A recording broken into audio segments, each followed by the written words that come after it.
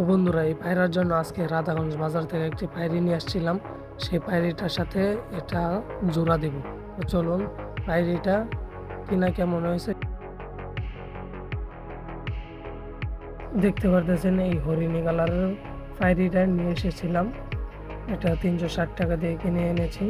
তো পায়রিটার যে পাখনা, যেটাকে আমরা পান্না বলি আমাদের গ্রামের এলাকায়, আপনাদের গ্রামের এলাকায় এটা কি বলে সেটা অবশ্যই কমেন্টে জানিয়ে দেবেন। তো এই পান্না পড়ে গেছে, দেখতে পারতেছেন কয় ফরত হয়েছে সেটা গুনতেছিলাম।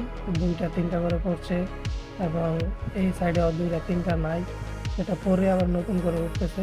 প্রত্যেকটি মাসাল্লাহ দেখতে সুন্দর এবং সুস্থ, আমার খুবই পছন্দ হয়েছে, তাই নিয়ে আসলাম।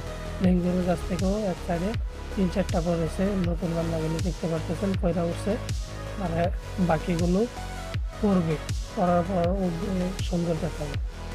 তো বন্ধুরা, কবুতরটি কীরকম হয়েছে আপনারা কমেন্টে বলবেন।